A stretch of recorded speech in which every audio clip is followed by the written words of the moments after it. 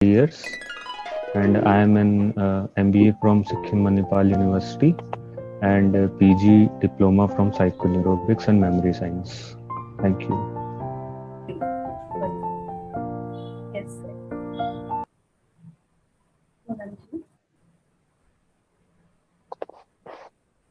Unmute yourself first. Mute.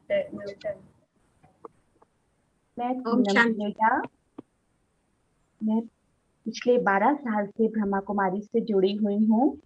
मैंने लौकिक पढ़ाई MSc B.Ed है, MSc फ्रॉम zoology, और अभी मैं इस RERF फैकल्टी से भी 4-5 मंथ से जुड़ी हूँ। आपसे यही मेरा छोटा सा ब्रीफ इंट्रोडक्शन है। मैं एज ए टीचर जॉब कर चुकी हूँ, लेकिन अभी मैंने जॉब छोड़ के एज ए हाउस वाइफ हूँ। Now, much experience that it's very good. Om Shanti. ये हम लोग भी 14 सालों से जुड़े हुए हैं ब्रह्मा कुमारी से, और मैंने MSc भी किया है वैल्यू एजुकेशन एंड स्पिरिचुअलिटी में, और RERF से भी जुड़े हुए हैं, और फिलहाल तो हाउस वाइफ है। Thank you. Your time to help others. Thank you. Yes, ma'am. Geeta ji. ओम शांति। ओम शांति। ओम शांति रूपल बहन। मैं बीके गीता, मैं सर्विस करती हूँ डिफेंस में, एंड आई डोंट नो मेरा कैमरा क्यों नहीं काम कर रहा है। मैं पिछले 6 सालों से ज्ञान में चल रही हूँ और हर जगह मूव करती रहती हूँ। मेरा ट्रांसफरेबल जॉब है, तो मैं बहुत ज्यादा सेवाएं नहीं, लेकिन यहाँ अभी आई हूँ और ये मेरा होम टाउन भी है, तो मैं कोशिश करती हूँ कि मैं थोड़ा टाइम सेवा में दे सकूं। ओम शांति। ओम शांति।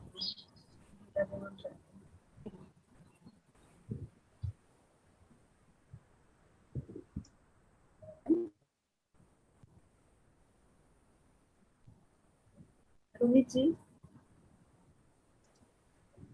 जी। ओम शांति। शरीर का नाम बिंदु।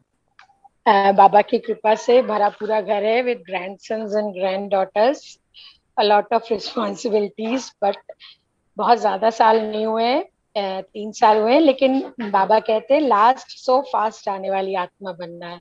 सो फास्ट चल रहे हैं, भाग रहे हैं जल्दी इस ज्ञान में। तभी ये हैप्पीथिंक पिंक लैब से जुड़े हैं, और भाई लोग इतना सहयोग करते हैं, भाई बहने दीदियों की पालना से आगे चल। Looking forward. Thank you. बहुत ही बढ़िया। पूनम जी। मैं अलका बहन। ओम शांति। ओम शांति। ओम शांति। ओम शांति। ओम शांति। जी। मैं पिछले 27 सालों से बाबा की सेवा में लगी हुई हूँ। अभी हाउस मेकर हूँ। अभी इस साल मैंने आपका ये काउंसलिंग और 2020 में spiritual counselling health. Yes right. अभी RERF की ये जी, वो अभी कंप्लीट नहीं किया है, इस बार अप्लाई किया है। Okay, you have much experience, so yes, you can do this service. अभी एग्जाम दूंगी। Okay. उसके पहले ही आप रिसोर्स हो जाएंगे। That's great. Right. Next.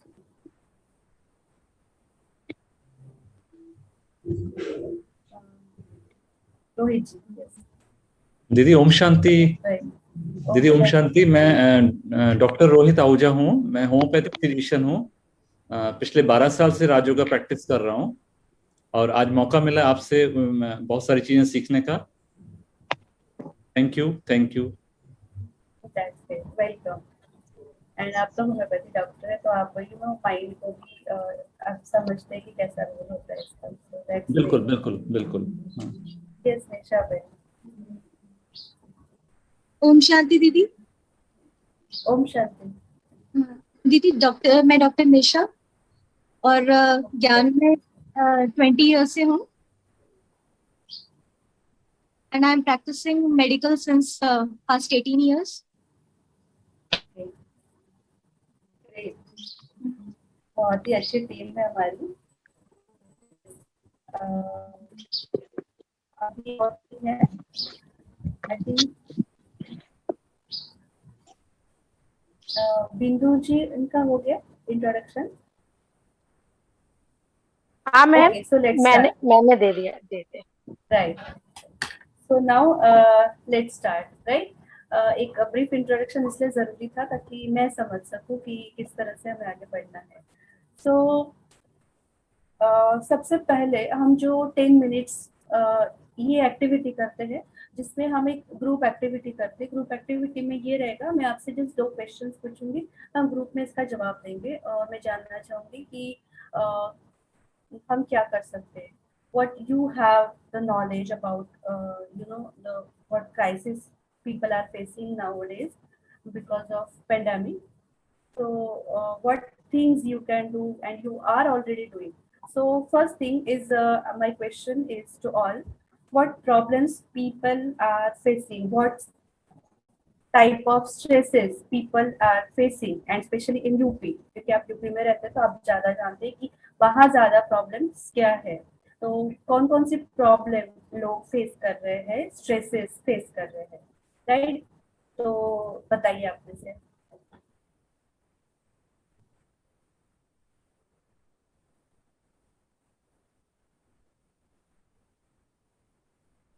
Unmute yourself first and then just talk. जिनको लगता है कि yes, I knew the thing, the answer of this question, then please answer this. लोगों में डर है, डर, बहुत ज्यादा डर कि हम कभी भी बाहर निकलेंगे हमें बस यही हो जाएगा, कोरोना ही हम होगा। डर है बहुत। Most of the people having a fear. Yeah, आप ना अपने नोट्स भी निकालते रहिए, बहुत शॉर्ट में लिखिए, बट जरूर आप जस्ट एक डायरी पेन लेके नोट्स लेते रहिएगा। तो पहली पॉइंट है डर, फियर, और and specially fear of disease, illness, infection. Negative बहुत हो गए हैं, उनकी मतलब थॉट प्रोसेस बहुत नेगेटिविटी की तरफ जा रही है। जैसे जब जब हम बात करते हैं तो उन्हें पुश करना पड़ता है वापस पॉजिटिव थिंकिंग की तरफ। वो बहुत नेगेटिविटी की, अब तो ऐसा ऐसा सब कुछ फ्यूचर को लेकर कि आने वाले टाइम में फाइनेंशियल प्रॉब्लम्स हो जाएंगी और हमारे इतने लॉसेस जो फैमिली में हुए उससे हम लोग बहुत लॉसेस में जा रहे हैं, ये ठीक भी होगा नहीं होगा, सब इम्पैक्ट इसका बहुत तो बहुत नेगेटिव। जो मैं एक बहुत ज्यादा, एक जैसा कि अलका बहन ने अभी बताया कि डर उनमें बहुत है, और दूसरा कि वो नेगेटिव बहुत हो गए हैं, उनका मन बहुत। The second point is hopeless है वो लोग, राइट? फ्यूचर को लेकर के एंड अनसर्टेनिटी को देख रहे हो कि बहुत अनसर्टन है एंड कोई होप नहीं है फ्यूचर को लेकर के, बहुत ब्लैंक दिखता है उनको फ्यूचर एंड बहुत निगेटिव दिखता है, डार्क दिखता है उनको जो भी फ्यूचर है, राइट? तो second is this, right? Then sad बहुत है, किसी ना किसी को घर में खोया है, मतलब किसी ने शरीर छोड़ा है, तो और कभी कभी उसकी वजह से किसी ऐसे जने ने छोड़ा है जो अर्निंग मेंबर था, तो उसकी वजह से दुख, तकलीफ और अनसर्टेनिटी और लॉस तो है ही, तो दुख बहुत ज्यादा है। राइट। तो थर्ड पॉइंट है कि ग्रीफ जिसको हम बोलते हैं ना, एक डीप सेंस ऑफ सैडनेस, बहुत ज्यादा डीप रूटेड एक सैडनेस है, ठीक है? जिसको हम ग्रीफ कह सकते हैं, लॉस कह सकते हैं, और क्राइसिस भी कह सकते हैं। क्राइसिस मतलब बहुत मेजर इवेंट हो जाती है, तब जो फीलिंग आती है that is called crisis. Maybe natural disaster, maybe loss of sudden, and it's a sudden thing, unpredictable sudden thing, right? तो loss of job, loss of beloved one, right? Economical crisis suddenly. तो इसमें हम 2 part में divide करेंगे, एक तो loved one का loss ठीक है। और दूसरा हम देखते हैं कि इकोनॉमिकल क्राइसिस, मतलब अगर जॉब चली गई या फिर जो एक रिसोर्स पर्सन था उसकी की डेथ हो गई, तो जो इकोनॉमिकल क्राइसिस फेस कर रहा है पर्सन। और अगर हम ऐसे भी देखें तो एक इकोनॉमिकल क्राइसिस भी चल रही है ना, किसी की जॉब चली गई है या फिर बिजनेस जिनका भी है वो भी ठीक से चल नहीं रहा है, या फिर ये कह सकते हैं कि सैलरी कट होके मिल रही है, इस तरह की प्रॉब्लम, राइट। दीदी मैंने ऐसा देखा कि जब हमको पता चलता है कि हम कोरोना पॉजिटिव हैं, तो पहले तो मेडिकल एड के लिए बड़ी एक टेंशन हो गई है कि हमें मिलेगी, प्रॉपर नहीं मिलेगी, किन सिचुएशंस में हमें डॉक्टर के पास जाना है या हॉस्पिटलाइज होना है। उसके बाद अगर आप होम क्वारंटीन है तो आपका फैमिली सपोर्ट बहुत इंपॉर्टेंट है, और साथ साथ इम्यूनिटी लेवल क्योंकि गिरता है, तो even after 4-5 days of recovery weakness बहुत ज्यादा है। तो वो भी एक बहुत बड़ा रीजन है कि उनको वो गाइडेंस भी मिले और प्रॉपर उनका रूटीन वगैरह रहे, तो वो भी लोग जानना चाहते हैं। राइट। देखिए, वैसे देखा जाए यूट्यूब इससे भरा हुआ है, राइट, इंफॉर्मेशन से ओवरलोड हो रहा है। बट स्टिल जब एक्चुअली पर्सन प्रॉब्लम में होता है उस टाइम पे उसको समझ नहीं आता है कि क्या करूँ क्या नहीं करूँ, राइट। उस टाइम पे वो हेल्प मांगता है, उसको हेल्प की जरूरत होती है, वो फोन करेगा। तो इसलिए उस टाइम पे आपको एजुकेट भी करना पड़ेगा, मतलब राइट इन्फॉर्मेशन देनी होगी। राइट इन्फॉर्मेशन यूट्यूब में आप ये नहीं कह सकते, या गूगल पे भी आप जब देखोगे तो आपको जस्ट इन्फॉर्मेशन, राइट फ्रॉम आपको समझना पड़ता है। तो आप जब उसको दोगे information, that will be the correct information, ये भी हमें जानना होगा। एग्जैक्टली, मतलब एक अवेयरनेस है, एक एजुकेशन है, गाइडेंस है about the disease, about health की कहाँ से कौन सी हेल्प मिलेगी फॉर एडमिशन, फॉर मेडिसिन, कौन सी आपको एग्जैक्ट दवाई लेनी चाहिए। मतलब इट्स नॉट लाइक जैसे आपके डॉक्टर है ना, तो आप हम में से तो वो ये भी गाइड कर सकते हैं। And the main thing general जो नॉलेज है वो तो हम दे सकते हैं कि क्या गाइडलाइन है दवाई को लेकर के, राइट। ओके, तो ये हो गया पार्ट जो हम कर सकते हैं और हमें करना है। नेक्स्ट और आपको लग रही बहुत एंजाइटी और डिप्रेशन है, मेरे ख्याल से टू मच ऑफ नॉलेज। इतना ज्यादा न्यूज देखते हैं, इतना ज्यादा व्हाट्सएप आते हैं, इतने मिथ हैं उनके मन में जो वो डिनाई नहीं कर सकते, तो उस वजह से सोचते हैं, दिन में रात को नींद नहीं आती है। बहुत एंजाइटी, प्रेजेंट और फ्यूचर दोनों का सोच सोच के। तो हम देख रहे हैं कि एंजाइटी और पैनिक ये वाली जो इशू है ये बहुत ज्यादा है। This is the first thing, कोई भी पर्सन अगर आपसे बात करेगा तो मोस्टली एंजाइटी तो रहेगी, राइट। और एंजाइटी क्यों है? क्योंकि कहीं ना कहीं इम्पेंडिंग डेंजर वो फील कर रहा है ना। कुछ तो ऐसी सिचुएशन है जो कि बहुत ज्यादा उसको थ्रेटनिंग महसूस हो रही है, तो दैट इज एंजाइटी। या फिर अनसर्टेनिटी है फ्यूचर को लेकर के, तो वो एंजाइटी है। एंड इम्पॉर्टेंट चीज जो बताई अभी एक और, जो कि न्यूज। तो हम जब एजुकेट करते हैं तब ये पॉइंट जरूर एजुकेट करें कि न्यूज जो है, न्यूज या यूट्यूब या ओवरलोड हो रही है इंफॉर्मेशन, तो उस चीज को कहाँ ब्रेक और कैसे करना है, तो वो हमें उनको गाइड करना है, राइट, एजुकेट करना है। और कुछ प्रॉब्लम लग रही है? और कुछ प्रॉब्लम फेस कर रहे हो? Isolation, social isolation, emotional immunity बहुत वीक हो गई है दीदी। राइट, इमोशनल इम्यूनिटी बहुत वीक हो गई। They are confused, people are very much confused nowadays, just because of so many factors, but people are overall confused. Concentration को भी लेकर प्रॉब्लम है, फोकस, कंसंट्रेशन, यूथ बहुत इस बात को कह रहे हैं, specially youth, right, youth, children, yes.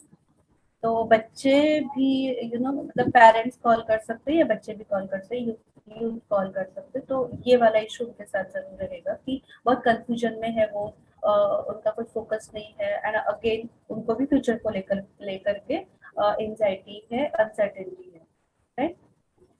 Exam की डेट नहीं है, कुछ पता नहीं है कैसे होगा क्या होगा, एंड इवन अभी वो प्रेजेंट में अपने आप को फोकस नहीं कर पा रहे, तो ये आपको देना होगा। तो ये आप पॉइंट्स लिख लीजिए कि यहाँ पे आपको वर्क करना है।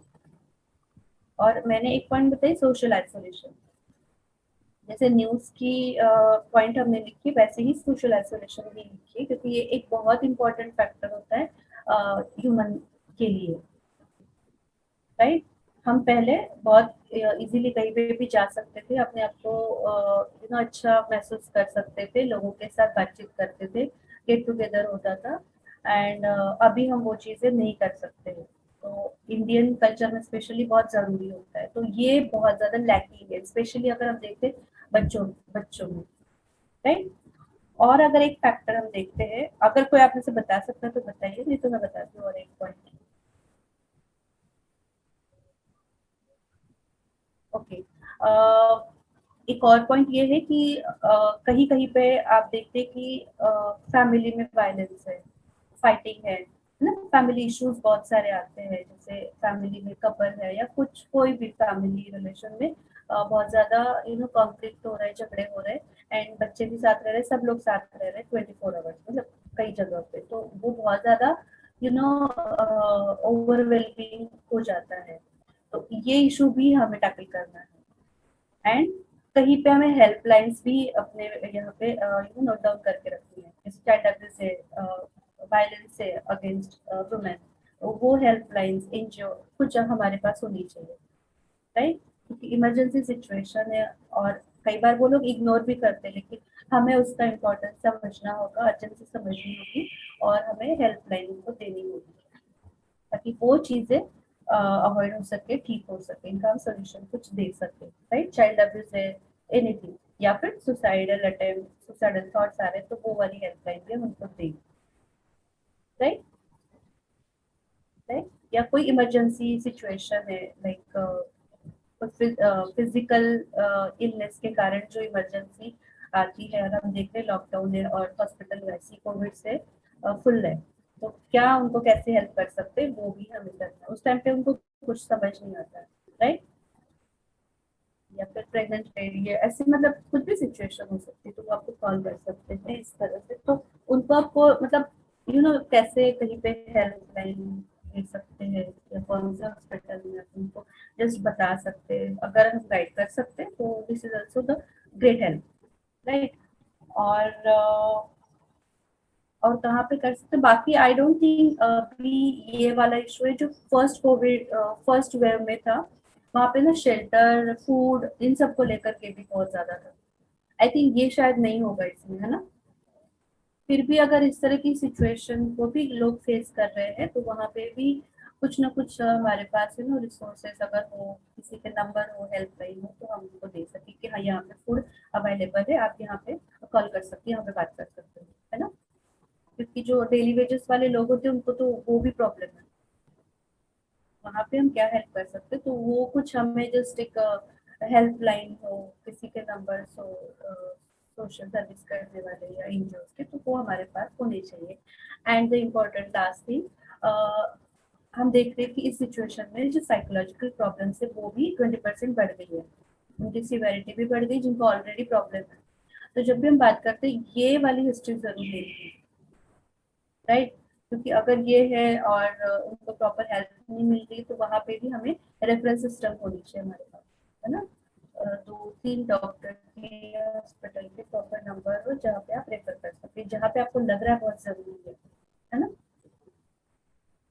तो हमने ये पॉइंट डिस्कस किया जहाँ पे कि कौन कौन सी प्रॉब्लम्स लोग फेस कर रहे हैं इस समय, और वो एड्रेस करना जरूरी है। अब हम ये पूछना चाहते हैं कि आप वैसे क्या ट्रेनिंग चाहते हैं, राइट।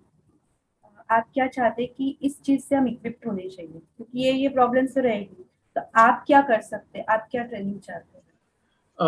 दीदी, जैसे हम लोगों को बाबा का ज्ञान है, और लेकिन वहां पर प्रोफेशनली आएंगे तो हम लोग डायरेक्ट तो मतलब आत्मा परमात्मा की बात तो नहीं कर सकते, तो कैसे हम इस चीज को समझाएं।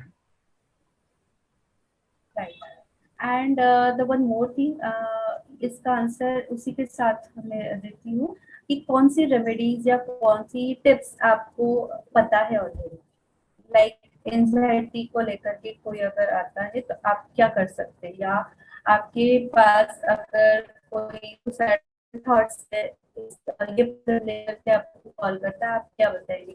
तो जस्ट मुझे बहुत शॉर्ट में ये बताइए कि क्या स्ट्रेटेजी या क्या टिप्स या क्या चीजें हैं मेंटल हेल्थ के बारे में आप जानते हैं, आप बता पाइए एनीथिंग।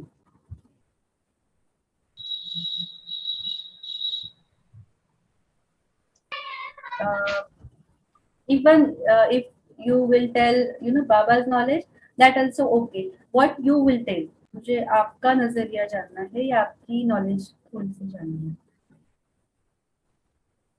है। दीदी, जैसे हम लोग को बाबा हमेशा कहते हैं संकल्प बहुत इम्पोर्टेंट है, तो जैसा लगता है कि जब उन्हें बताएं तो किस टाइप के वो सोच में है, क्योंकि जैसे अगर डर बहुत ज्यादा हावी है या एंजाइटी बहुत ज्यादा है तो उनको थोड़ा काम डाउन करके कि थोड़ा पॉजिटिव थॉट्स के साथ आप लेके चलिए। जब तक आप अपने अंदर पॉजिटिविटी नहीं रखेंगे तो कैसे उस चीज को, मेडिसिन भी आपको हेल्प नहीं करती हैं, तो ये भी और चीजों की तरह है एक फेज, लेकिन आप अगर उसको अच्छे से डील करेंगे तो मुश्किल नहीं है।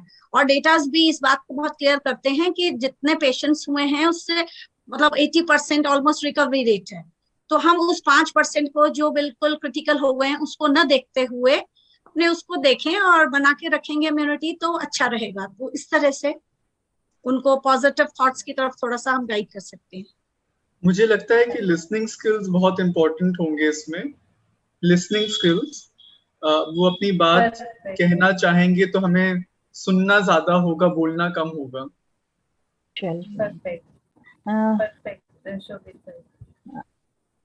अगेन हम लोग का बहुत ही मतलब व्यवहार में भी बहुत प्रेम होना चाहिए। कई बार क्या होता है हम अपने ही व्यवहार को लेके कि जब हम सामने वाले को सुन रहे हों तो एक मर्सीफुल होते हुए और एक बहुत अंदर से, जैसे कि हाँ अंदर ही अंदर हम बाबा का ज्ञान भी यूज करें, उसकी सोल को इम्पावर करें और साथ में सुनकर जो है बहुत हमारा अपना व्यवहार। कई बार होता है कि हम दूसरे को करते करते खुद ही ऐसी बातें करने लग जाते हैं, तो उसका हमें ये बहुत चेक रखना होगा कि हमारा अपना बिहेवियर बहुत बैलेंस्ड हो। दीदी मुझे थोड़ा सा मेरा एक क्वेश्चन था दीदी। मेरा ये क्वेश्चन है कि जैसे कभी कभी बच्चे अपनी प्रॉब्लम्स बता रहे हैं, मान लो किसी ने बताया मेरी प्रॉब्लम है कि मैं बहुत इमोशनल हूँ, मैं बहुत ज्यादा एक चीज में सोचती रहती हूँ, पूरा दिन सोचती रहती हूँ, और वो कहते हैं मुझे ये पता है कि मैं गलत कर रही हूँ, मुझे नहीं सोचना चाहिए, पर मैं ये कर नहीं पा रही हूँ। अब उसमें वो ज्ञान नहीं सुनना चाहते, वो कोई एक एक्सरसाइज या एक कोई वेरी शॉर्ट मिरेकल एक्सपेक्ट हमसे कर रहे होते हैं, तो ऐसी सिचुएशन में हमें क्या बोलना चाहिए उनसे और कितना बोलना चाहिए, मतलब एग्जैक्टली उसमें क्या बोले, क्योंकि ज्ञान तो वो सुन नहीं पाते हैं। वो कहते हैं ज्ञान तो हमें पता है कि हमें सोचना नहीं है, थॉट्स को कंट्रोल करना है, नेगेटिव नहीं सोचना है, पॉजिटिव सोचना है, पर मैं ये कर नहीं पा रही हूँ। तो इस तरह से कुछ आप गाइड करेंगे कि ऐसी सिचुएशन में क्या करें? और कोई कहना चाहता है क्या स्टार्ट करें कुछ अपना मेरे हिसाब से बिल्कुल ठीक डिस्कशन हुआ है।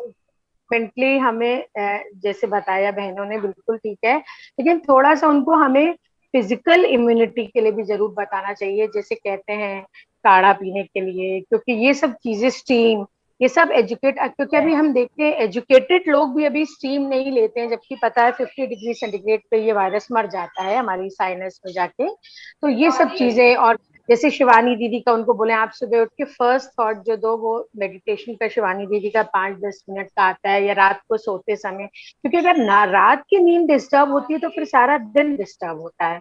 तो उनको हम समझा सकते हैं कि सुबह और रात को थॉट्स अच्छे दीजिए और लेस कम्युनिकेट करिए, क्योंकि आजकल हम देखते हैं हम किसी से फोन पे बात भी कर रहे हैं तो बस यही बातें हो रही हैं और कोई बात ही नहीं है, इतने लोग चले गए, इतने लोग हैं हमारा ये, तो less talks and less discussion I think. बाकी आप बताएं। और जो अभी उन्होंने पूछा है कि वो अभी जो पूछा है वो बहुत अच्छा क्वेश्चन है कि लोग, उनको पता है हम गलत कर रहे हैं, हम सोचना नहीं चाह रहे हैं, लेकिन हमको अपनी थॉट्स पे कंट्रोल नहीं है। आप बताएं दीदी।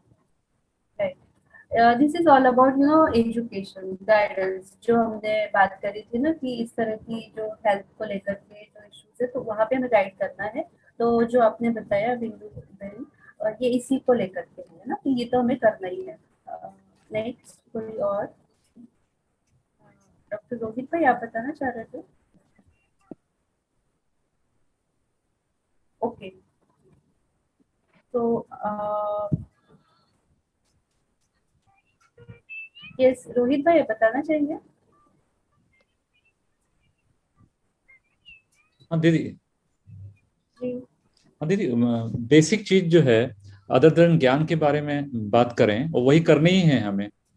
ज्ञान तो बहुत सारी चीजों को अभी क्लियर नहीं करेगा, सब लोग तो नए हैं।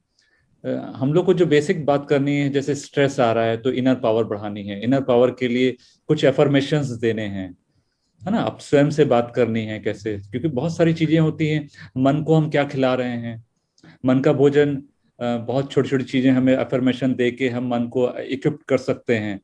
जब मन हमारा दुरुस्त होगा तो उसका इम्पैक्ट हमारी ओवरऑल पर्सनैलिटी में आता है। तो बहुत सारी चीजें हैं, पेशेंट को समझना है, पेशेंट बोल रहा हूँ मैं, सामने वाले को समझना है, सामने वाले को समझ के उसकी प्रॉब्लम अकॉर्डिंगली उसको सोल्यूशन देना है, which can give the good results. तो रोहित भाई जो बता रहे हैं वो ये है कि जिससे देखिए ज्ञान तो देना है, बट जो सिचुएशन है वहाँ पे देखिए डायरेक्ट ज्ञान तो कोई नहीं सुन पाएगा। आपको उनको क्रिस्प में और टू द पॉइंट या टेक्निक्स टिप्स इस तरह से आपको बतानी, और उनको इमीडिएट कुछ प्रॉब्लम से राहत मिल जानी चाहिए। That is very important. ऐसे नहीं कि आप लॉन्ग टर्म का कुछ प्लान करो, थेरेपी करो या जो भी हम काउंसलिंग गाइडेंस करेंगे, लॉन्ग टर्म का नहीं करना है। यहाँ पे आपको कुछ शॉर्ट टर्म की स्ट्रेटेजी करनी है, इस तरह की टेक्निक्स बतानी है या इस तरह की चीजें उन्हीं से लेनी है कि वो क्या करते थे पहले या ऐसे सिचुएशन में, और क्या आपके पास रिसोर्सेस है, क्या ऐसी चीजें आप और कर सकते हैं। तो छोटी छोटी चीजें, स्ट्रेटेजी भी छोटी छोटी चीजें हो सकती है, बड़ी भी हो सकती है, बट उनके तरफ से लेना है। आप अपनी तरफ से देते जाओ, कोशिश करें ऐसा मत करें, क्योंकि हर एक के लिए क्या लागू करता है वो भी डिपेंड करता है। मुझे कुछ किताबें पढ़ने से ही स्ट्रेस मैनेज होता है, मतलब अच्छा फील करती हूँ, और आप बताते जा रहे हैं आप म्यूजिक सुनो, आप ये करो, आप मतलब अपनी तरीके से बताइए। तो आपको उनसे लेना है जहाँ तक हो सके फीडबैक, ठीक है, कि उनको क्या करने से अच्छा लगता था।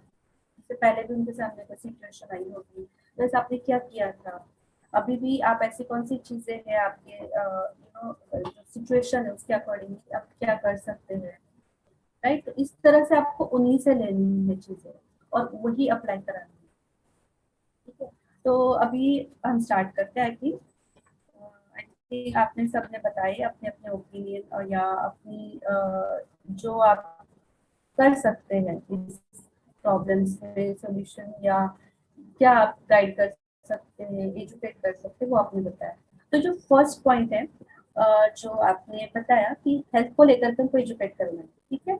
एंड तो वेरी इंपॉर्टेंट थी शोभित भाई और बताया हाँ जी कि आपको अपना बिहेवियर से और एक्टिव लिसनिंग, है ना। तो ये जो पॉइंट है ये बहुत इंपॉर्टेंट है। इसको हम लेते हैं काउंसलिंग स्किल्स में।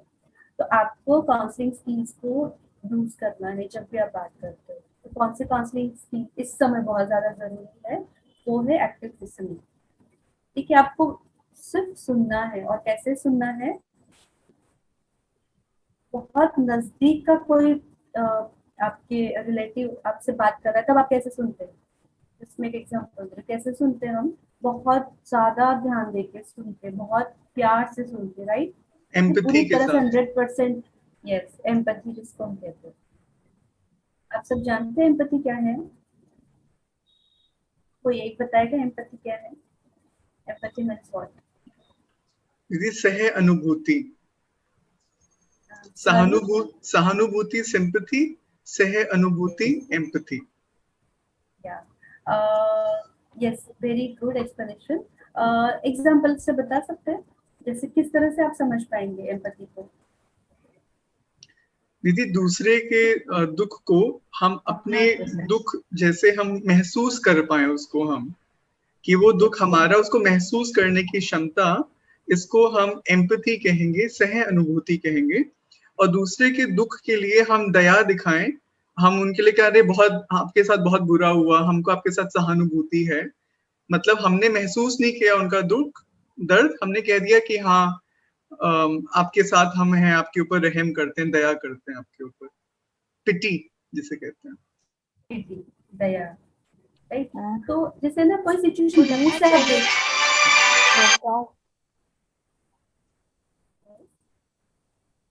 उनको लगना चाहिए मैम हम उनके अपने हैं, एकदम हम उनके अपने हैं, जिनसे वो बात कर रहे हैं, उनको ये फील आना चाहिए कि हम अपना सब कुछ इनके साथ शेयर कर सकते हैं, ऐसा हमारा कैसे एटीट्यूड। कर पाएंगे, वो कैसे कर पाएंगे, ऐसी कौन सी उस समय आपके पास वैल्यू होनी चाहिए, मतलब कौन सा स्किल होना चाहिए जिससे उनको आप पे विश्वास होगा,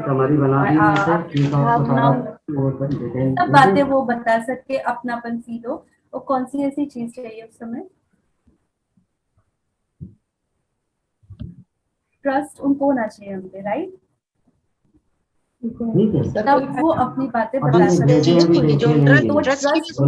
लिए दीदी आपने बताया सबसे पहले ट्रस्ट हो कि हम कहीं तो अनम्यूट है माइक, से वो आवाज आ रही है।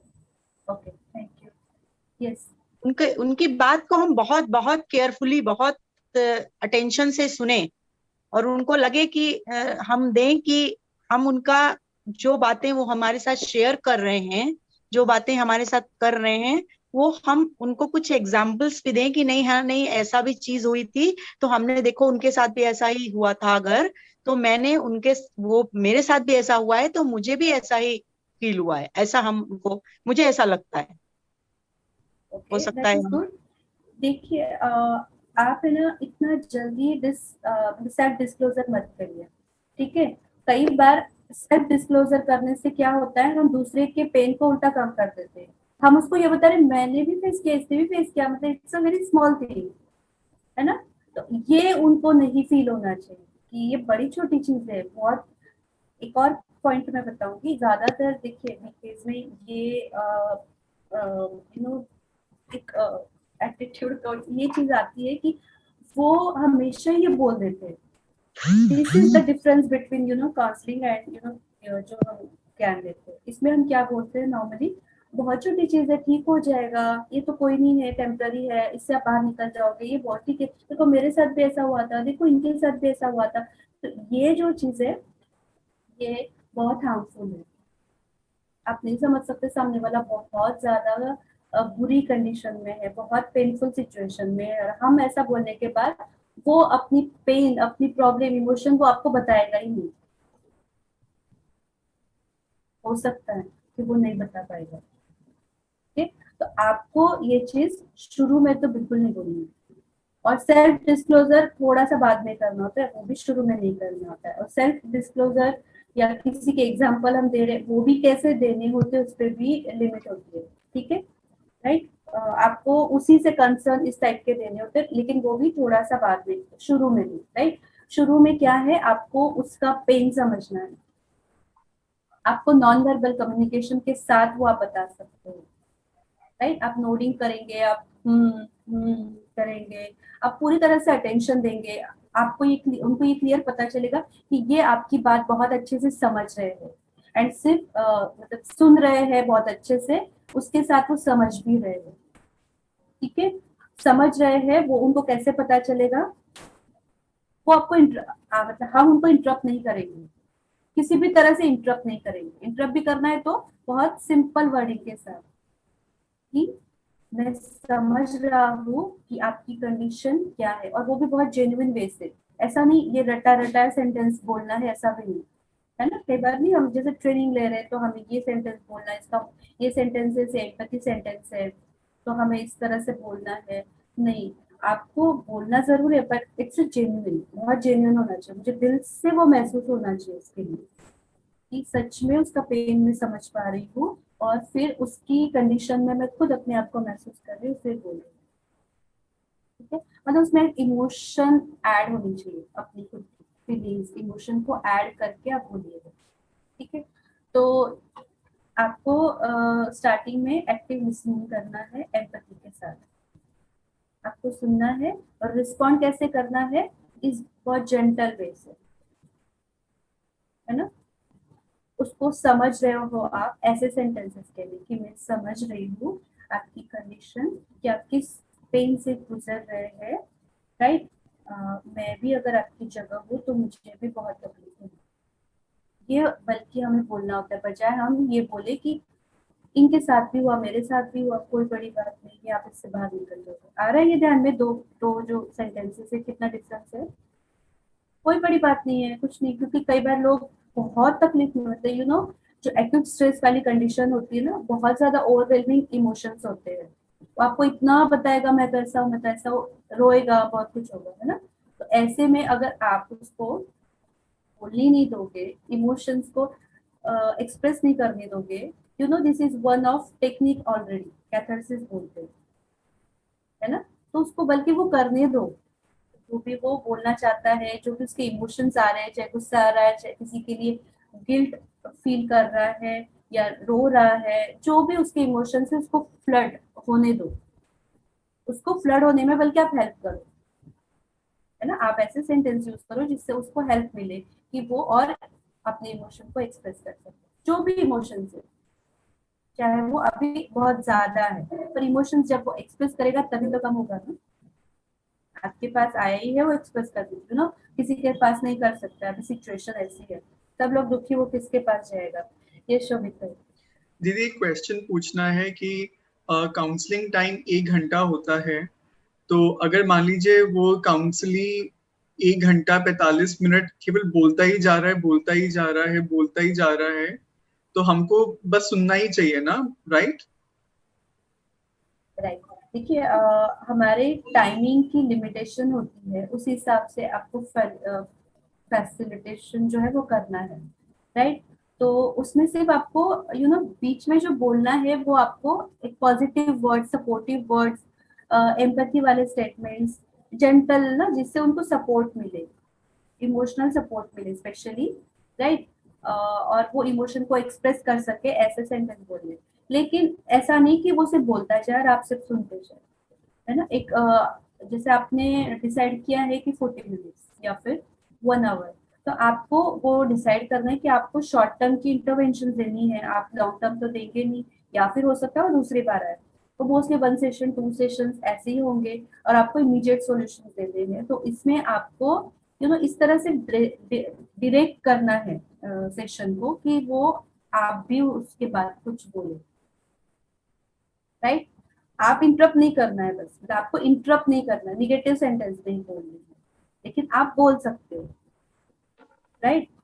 मीन्स आपको सुनने के साथ साथ आपको रिस्पॉन्ड करना है, आपको बोलना भी है, आपको डायरेक्ट करते जाना है आगे, मतलब लेते जाना है सेशन को फॉरवर्ड। कैसे करना है आपको करना होगा, वो आपको करना होगा, that will be your skill, ठीक है। तो फिर आप कैसे आगे बढ़ेंगे? देखिए नॉर्मली 4 स्टेजेस होती है। आपने उससे पूछा कि बताइए व्हाट्स ऑन योर माइंड, मतलब आप क्या फील कर रहे हैं, क्या आप बताना चाहते हैं, आप उससे अप्रोच क्यों आपने किया है, तो क्या बात है, राइट। तो जस्ट आपको ओपन एंडेड क्वेश्चन पूछने, लिखनी चाहिए ओपन एंडेड क्वेश्चन पूछने, जिसमें कि उसके पास लंबी स्टोरी है बताने के लिए, उसका आंसर सिर्फ हाँ और ना में नहीं है, या फिर बहुत शॉर्ट आंसर नहीं है, वो बहुत कुछ बता सकता है। ऐसे क्वेश्चन ज्यादातर पूछे। देखिए जो भी काउंसलिंग होती है बहुत ज्यादा इंपॉर्टेंस क्वेश्चन इनका ही होता है। इवन अगर हमारा ग्रुप फॉर्म होता है तो मैं कुछ 1-2 वीडियो पे भेजूंगी हाउ टू क्वेश्चंस करना एक बहुत ही अच्छी स्किल है, and it's a very important skill in counselling. वो आना जरूरी है। हम क्वेश्चंस ही गलत पुट करते हैं या इस तरह से पूछते हैं जिससे हमें एक तो इन्फॉर्मेशन भी पूरी नहीं मिलती है और हम इंटरप्ट करते हैं, ताकि वो कुछ नहीं बताएगा या फिर वो हम पे इतना ट्रस्ट नहीं कर पाएगा। तो हमें जैसे जो भी क्वेश्चंस पूछने या जो भी रिस्पॉन्ड करना है उसकी बातों को, वो ऐसे होना चाहिए जिससे कि वो आगे और बताए, वो हम पे ट्रस्ट करे, हमें बिलीव करे हम जो बता रहे हैं उसको, उनको लगे कि ये हमें समझते हैं, उनको लगे कि ये हमें कोई भी तरह से इंटरप्ट नहीं करते हैं, हमें हम जो बोल रहे हैं वो पूरा का पूरा वो पॉजिटिव लेते हैं, हमें वीक नहीं समझते हैं। ठीक है। तो हमें जिसको हम बोलते हैं क्लाइंट सेंटर्ड थेरेपी, जिसमें ये होता है कि आपको बात कर रहे उसी से सॉल्यूशंस मिल जाते हैं, आपको अलग से सॉल्यूशंस नहीं देने पड़ते, उसी में से सॉल्यूशंस निकल के आते हैं। वो कब होता है? जब आप उनको सपोर्ट करते हैं, उनकी हर बात को सपोर्ट कर रहे हैं, ठीक है। या फिर आप ऐसे क्वेश्चंस पूछते हैं जिसमें उनको ही समझ में आता है कि what is wrong, what is right. क्या आपको लग रहा है आप जो बता रहे हैं वो कहाँ तक सही है? क्या आपको लग रहा है कि ये ओपिनियन है या फैक्ट है? तो वो अपने आप बताएगा, अपने आप उसको इंसाइट डेवलप होनी चाहिए, राइट। क्योंकि हमें उनको एजुकेट करने से कितना फायदा होगा आप देखिए। वैसे जैसे नहीं, हम बच्चे को भी तो बहुत गाइड करते हैं, बहुत समझाते हैं, लेकिन कितना समझ में आता है, मतलब वो प्रैक्टिकल में उसको कितना इम्प्लीमेंट करता है। जब तक उसको समझ नहीं आती तब तक वो नहीं करेगा, है ना। हमारे कहने से कोई नहीं करता है ना, हम जैसे नॉर्मली बोलते हैं। तो ये भी उसी प्रिंसिपल को अप्लाई करता है, उसी से निकलवाना है, तब तो वो उसको प्रैक्टिकली इम्प्लीमेंट कर पाएगा। अगर हम ही उसको बताते जाएंगे तो उसको वैसे इम्प्लीमेंट करना मुश्किल जाएगा, उसको अपने आप तो समझा ही नहीं है ना। इसीलिए काउंसलिंग में क्या होता है, आपको अपनी तरफ से सजेशन एडवाइस नहीं करना है, या रॉन्ग ये राइट है, ये सब चीजें और शुरू में तो बिल्कुल भी नहीं, राइट। आपको क्वेश्चनिंग ऐसे करने हैं जिससे कि चीजें बाहर निकल के आती जाए और उसको अपने आप समझ में आने लगे, जो उसको कंफ्यूजन है दिमाग में वो क्लियर होने लगे, है ना। हमें वो सिचुएशन उनके सामने जस्ट क्लियर करनी है। ओके, तो ये पार्ट है एक्चुअली, जब हम बात करते हैं स्टार्टिंग में, तो ये ही अपने आप में एक थेरेपी का काम करता है, राइट। इसी को हम एक्चुअली बोलते हैं क्राइसिस इंटरवेंशन या फिर सॉल्यूशन फोकस थेरेपी। मतलब आप इमीडिएट इनको ना रिलीफ दे रहे हैं और क्लाइंट को आप एम्पावर कर रहे हैं। अभी एम्पावर करने की जरूरत है ना। बहुत ज्यादा वीक है ना, आपने जैसे बताया था राइट, कि सब इमोशनली बहुत वीक है ये सब। तो जब वो ऐसी कंडीशन में है तो हमारे जस्ट एडवाइस करने से कुछ नहीं होगा, और वैसे भी अगर हम उनकी सिचुएशन में है तो हम भी नहीं समझ पाएंगे, राइट।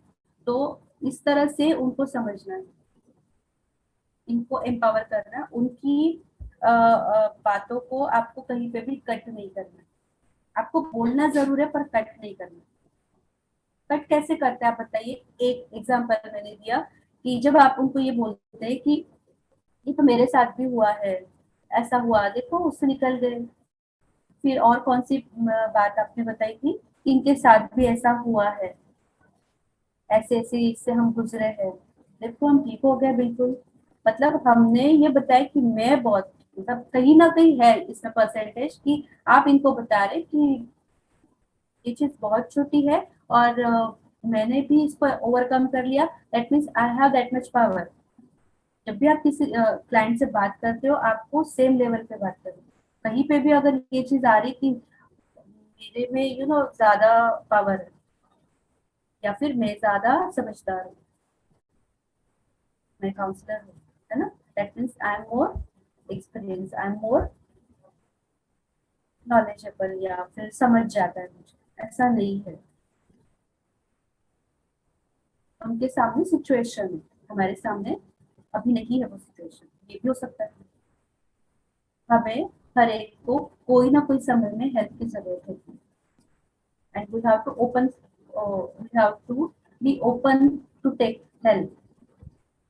मतलब ये हमारे अपने लिए भी है, मेंटल हेल्थ प्रोफेशनल के लिए भी, राइट। जैसे हम मेंटल हेल्थ अवेयरनेस के लिए लोगों को बताते हैं कि जब भी जरूरत हो तो आप ओपन रहिए, स्टिग्मा मत रखिए अपने अंदर हेल्प लेने के लिए प्रोफेशनल से। तो this is the same for us also.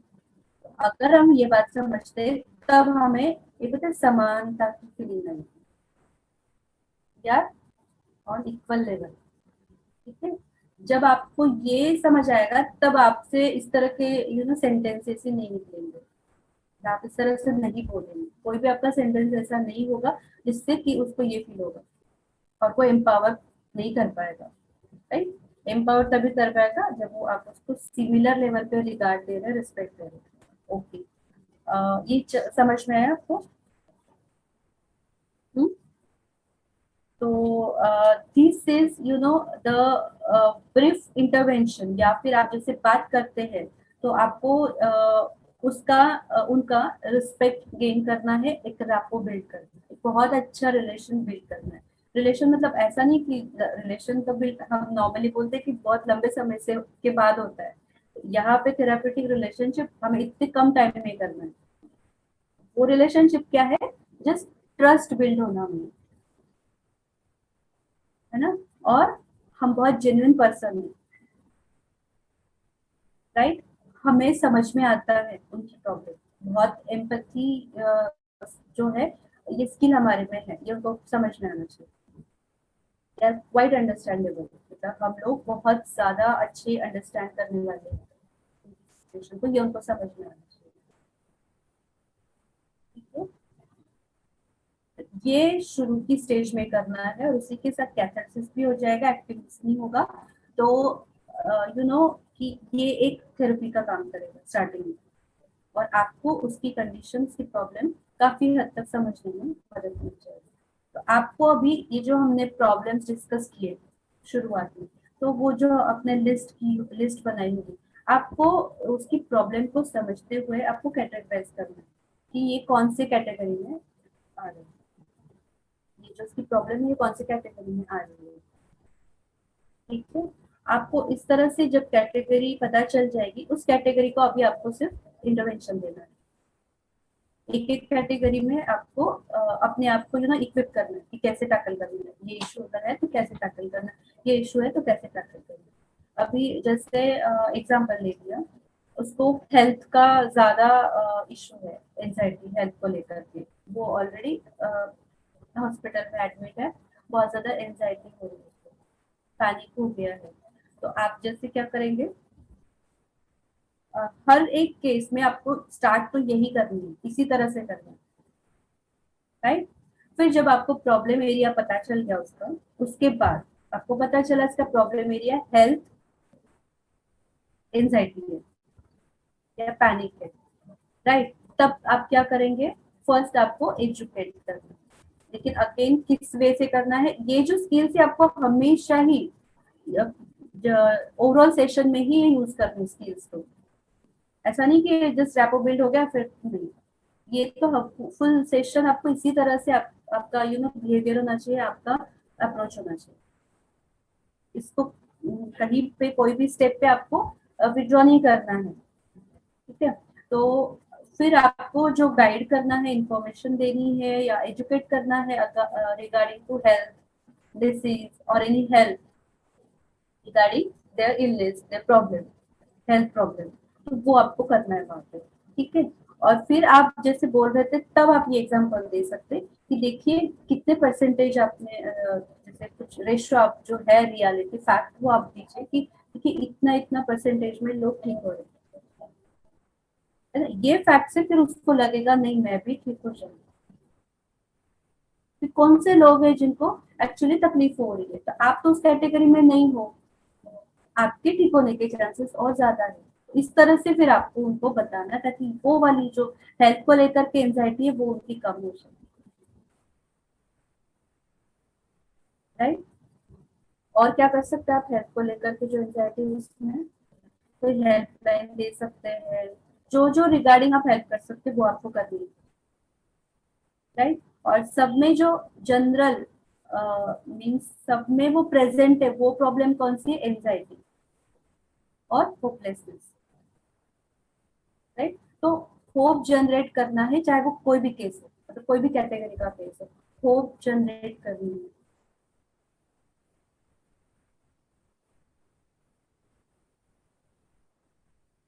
वो जेंटल वर्ड से ही हो सकती है, हमारा जेन्युइन होना बात करते हुए उसी से होप जनरेट होगी।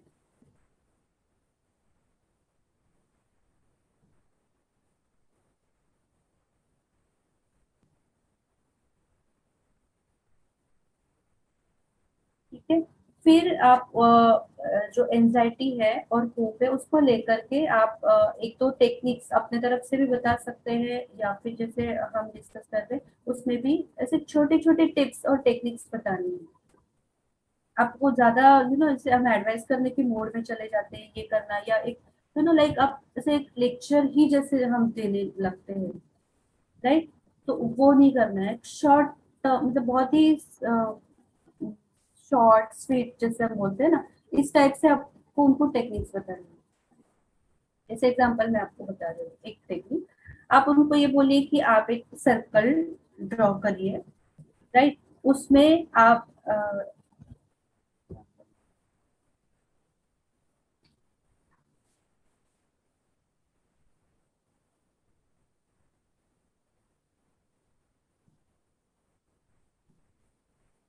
जैसे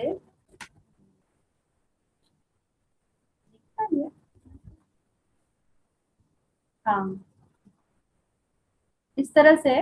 तो इसमें हाफ सर्कल और हाफ सर्कल इस तरह से आप डिवाइड करिए और आप उनको ये बोलिए कि आप मुझे बताइए कि आपकी लाइफ में कौन सी ऐसी पॉजिटिव चीजें हुई है, क्या ऐसा पॉजिटिव आपके साथ अभी है लाइफ में।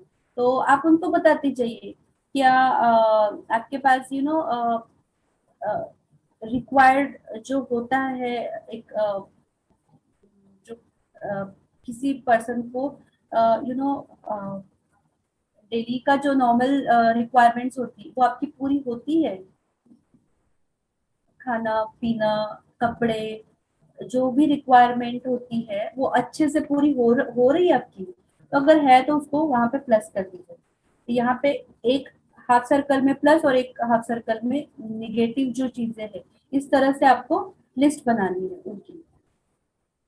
तो ऐसे कई सारे पॉइंट्स आएंगे कि पॉजिटिव जो है, जो हाफ सर्कल है पॉजिटिव वाला, वो ज्यादा उनका मतलब वो भर जाएगा और निगेटिव वाले उससे कम होंगे। मोस्टली ऐसा ही होगा। और वैसे भी आपने उसका प्रॉब्लम एरिया जान लिया है, उसकी कई सारी इंफॉर्मेशन आपके पास आ गई है, तो आपको पता है कि कौन सी चीजें इनके पास, मतलब आप समझ सकते हैं कि काफी पॉजिटिव चीजें हैं, पर वो अभी ऐसी सिचुएशन में नहीं है कि वो इस चीज को समझ पाएगा। समझ रहे हैं आप? जब हम बहुत निगेटिव, बहुत ही ज्यादा बड़ी सिचुएशन होती है हमारे सामने कोई निगेटिव, तब हमारा दिमाग जो है काम नहीं करता है। हम ना वो समझ नहीं पाते हैं, हमारे सामने कोई क्लैरिटी नहीं रहती, हम समझ नहीं पाते कि एग्जैक्टली क्या हो रहा है। तो वो हमें उनको क्लियर करना है, उसके लिए हम इस तरह की टेक्निक्स यूज करते हैं, जिससे उनको पता चलेगा अरे पॉजिटिव चीज इतनी है और निगेटिव चीज तो इतनी है, राइट? तो इसका मतलब लाइफ में होप है। ऐसी ही कोई पास्ट का कोई इवेंट आप उनको याद दिला सकते हैं और उनको पूछ सकते हैं कि ऐसे में क्या हुआ था और कैसे आपने ओवरकम किया था, तो कौन सी ऐसी स्ट्रेंथ आपने यूज की थी, कौन सा ऐसा रिसोर्स आपने यूज किया था। उसको भी इस तरह से आप लिख सकते हैं, ऐसा इवेंट हुआ था वो आपने ओवरकम किया था, that is again something positive. तो वहां से आपको उनकी स्ट्रेंथ भी पता चल जाएगी, राइट? तो ये परिस्थिति में भी आपको वो स्ट्रेंथ आप यूज कर सकते हो। एग्जाम्पल आप बता सकते हो, आपका कोई एग्जाम्पल पास्ट का और आपने वो ओवरकम किया था, कौन सी स्ट्रेंथ आपने यूज की। आप में से कोई भी बताइए, कोई भी, या फिर आपका नहीं किसी और का हो तो वो भी आप यहाँ पे शेयर कर सकते हैं। आप करिए। कभी जॉब लॉस हुआ हो, जॉब लॉस मेजर आया हो और ओवरनाइट कैसे फाइनेंसेस को मैनेज किया होगा, उससे कैसे निकले होंगे, कैसे अपना कुछ धंधा शुरू करके उसको वापस ट्रैक पे लाए होंगे अपनी फाइनेंशियल लाइफ को, इस तरीके से एक हो सकता है, राइट? तो उनको आप कह सकते हैं कि इसको आप अभी नरेट करिए हमारा, मतलब आपके सामने आप लिखना वगैरह ये चीजें कम कर सकते हैं, बट लिखना मतलब ये जो मैंने एक टेक्निक बताई इसमें कर सकते हैं, बट पूरा इवेंट जो है वो आप लिखने के लिए कहेंगे तो बहुत टाइम लग जाएगा। तो उनको आप पूछ सकते हैं, तो फिर आप उनसे बोलो कि ये आपकी स्ट्रेंथ है, ये आप कर सकते हैं, यूज कर सकते हैं अभी, ठीक है? इस तरह से आपको पूछना है। अकेले एक टेक्निक और बताती हूँ जिसमें कि आप उस बंदे को उस सिचुएशन से थोड़ा बाहर ला सकते हैं, उसकी जो इंटेंसिटी उसको कम कर सकते हैं। इमोशनल जो ओवरवेलमिंग हो रहा है वो पर्सन, उसकी इंटेंसिटी को कम कर सकते हैं। जैसे कि आपके साथ वो सिचुएशन हो रही है तो आपकी इमोशंस बहुत ज्यादा उस टाइम पे फ्लडेड रहते हैं, और वही सिचुएशन जब दूसरा देखता है हमारी, उसका ऐसा नहीं होता, उसकी इमोशंस आती है बट नॉट दैट मच, है ना। ये कैसा है डिफरेंस, यही डिफरेंस उसको भी करवाना है, जिसको डिफ्यूजन भी कहते हैं हम, कॉग्निटिव डिफ्यूजन। आप एक्चुअली ये टर्मिनोलॉजी पे मत जाइए, तो ये टेक्निक आप यूज कर सकते हैं कि उसको आप कह सकते हैं कि इसमें एक एम्प्टी चेयर टेक्निक भी है ये, जिसमें कि ये पर्सन के साथ ये तकलीफ या जो भी चीज हुई है, उसको ये बोलिए कि यहाँ पे एक खाली चेयर है, यहाँ पे कोई बंदा बैठा है, ठीक है, और वो ये अपनी बात बता रहा है और आपको सुनना है। तो वो यही स्टोरी, अपनी स्टोरी, लेकिन दूसरा उसको सुना रहा है, ऐसा वो सुनेगा, ठीक है। तो इस तरह से उसको ये कराना है, या फिर उसको ये कहना है कि तुम, ये किसी और की स्टोरी है और आप मुझे बता रहे हो या किसी और को बता रहे हो, थर्ड पर्सन, इस चेयर पे कोई और बैठा है और आप उसको ये स्टोरी किसी और की बता रहे हो। जैसे कि एक नरेशन ना, स्टोरी बताते हैं हम, बच्चे बताते हैं, बच्चों को हम बताते हैं स्टोरी, किसी और की स्टोरी, राजा की रानी की, या कुछ हम स्टोरी बताते हैं, ऐसे उसको ये बताना है। ये स्टोरी बताने के बाद उसको एक हल्कापन महसूस होगा, क्योंकि दूसरे की स्टोरी है, उसको समझ में आएगा कि एज ए थर्ड पर्सन में जब देख पा रहा हूँ उस स्टोरी को, तो उसमें क्लैरिटी जो है वो आने लगती है, थोड़ा जो इमोशन की जो इंटेंसिटी वो कम हो जाती है। तो ये आप करा सकते हैं। तो आपको एक्चुअली करना बहुत कुछ नहीं है, क्योंकि सिचुएशन इतनी ज्यादा है, इसमें आप बहुत कुछ नहीं कर सकते, और वो भी शॉर्ट ड्यूरेशन में। इसलिए आपका क्या गोल होना चाहिए, कोई भी कैटेगरी का प्रॉब्लम है, लेकिन आपका गोल क्या होना चाहिए, इंटेंसिटी कम हो, होपलेसनेस की, ग्रीफ की, लॉस की, सैडनेस की, मतलब डिप्रेशन से जो सैडनेस पे आ जाए, सैडनेस से जस्ट डिसअपॉइंटमेंट पे आ जाए, राइट। तो इस तरह से जो इमोशन की इंटेंसिटी है उसको कम करना है। कहीं ना कहीं सिचुएशन थोड़ी क्लियर, सिचुएशन जो इसके सामने थोड़ी क्लियर हो, जितना वो डेंजर महसूस कर रहा है इतनी डेंजर नहीं है, इससे बाहर आया जा सकता है। मेरा दीदी टाइम पेशेंस की जरूरत है। हाँ, मेरा एक क्वेश्चन है, जैसे कि कभी हम ऑल ऑफ सडन किसी लव्ड वन को खो देते हैं और दूसरे सामने वाला बहुत ज्यादा शॉक में आ जाता है, तो उस समय अगर वो, आप उसको बहुत ज्यादा इम्पैथी के साथ टैकल कर रहे हैं बहुत, लेकिन तब भी वो ना तो कुछ एक्सप्रेस कर पा रहा है, जस्ट क्राई क्राई वो कर पा रहा है, वो अपने को जैसे सदमा जिसको बोलते हैं कि मतलब इतना शॉक में आ जाना, तो ऐसे में कैसे, क्योंकि जैसे अभी हम देख रहे हैं कि हमें लगातार कुछ कुछ ऐसी न्यूज मिल जाती हैं हमारे फ्रेंड सर्कल रिलेटिव्स में, तो इस केस में कैसे हैंडल किया जाए? राइट। तो जैसे हमने हेल्थ इशू का डिस्कस किया था, जैसे अभी अपनी ये केस बताया, तो अभी ये चीजें बहुत ज्यादा है, राइट। मतलब इन एन एवरेज देखो तो आपके पास ऐसी केसेस आएंगी, तो आपको क्या करना है, यहाँ पे आपको उसको सेफ्टी मेजर्स जो है वो आपको समझने होंगे, सोशल उसको क्या सपोर्ट मिल सकता है वो भी आपको देना है। लाइक सबसे इम्पोर्टेंट चीज, वो बात करे सिचुएशन में, उसको अकेला वो नहीं रहे, और वो कहीं ना कहीं बात करे, जैसे आपसे भी बात करे तो आपसे वो बात करता रहे, कई सारी बातें करने के बाद ही उसको हीलिंग होगी या उसको हल्कापन महसूस होगा, तो वो बात करे, ये बहुत जरूरी है। और कोई इम्पेंडिंग डेंजर तो नहीं हो उसके आसपास, ये आपको देखना होगा, असेस करना होगा, ठीक है। और किसी ना किसी से उसको जोड़ना होगा, फैमिली मेंबर है, फ्रेंड है, किसी ना किसी से, ताकि वो उसको एक सोशल सपोर्ट मिले, इमोशनल सपोर्ट मिले। ऐसे टाइम पे कई बार लोग क्या होते हैं, बिल्कुल और ज्यादा आइसोलेट हो जाते हैं, और भी किसी से बात नहीं करेंगे, फोन भी आएगा किसी का तो उठाएंगे भी नहीं, बात भी नहीं करेंगे। तो कई सारे एस्पेक्ट्स होते हैं उसमें, इवन कोविड का ही अपना अपने आप में एक स्टिग्मा है, लोग नहीं बताते हैं, है ना। वहां पे वो क्या कर रहे हैं, वो हेल्प उनको ऑलरेडी नहीं मिल रही है ऐसे में, है ना, या फिर इमोशनली टॉर्चरिंग होती है। तो ये सब चीजें भी आ रही, तो ऐसे में सोशल सपोर्ट कैसे मिले वो आपको देखना होगा। कोई ना कोई तो एक पर्सन होगा आसपास में, और आप अपने आप में उसके लिए रिसोर्स है बात करने के लिए। तो ये चीज होनी चाहिए। Plus suicidal thought, suicidal tendencies तो ये सारी जो सेफ्टी मेजर जिसको बोलते हैं वो आपको असेस करने होंगे, और उसको या तो फिर मूव करना होगा वहां से, ऐसी कोई सिचुएशन है वहां से वो मूव हो, उसके लिए आपको कोशिश करनी होगी। सडन डेंजर कुछ है तो वहां से वो उसका मूव होना जरूरी है, वो आपको देखना होगा। तो जो जो सेफ्टी मेजर्स है उसके लिए वो आपको देखते होंगे, ताकि सडन उसको वो रिलीफ मिले वहां से।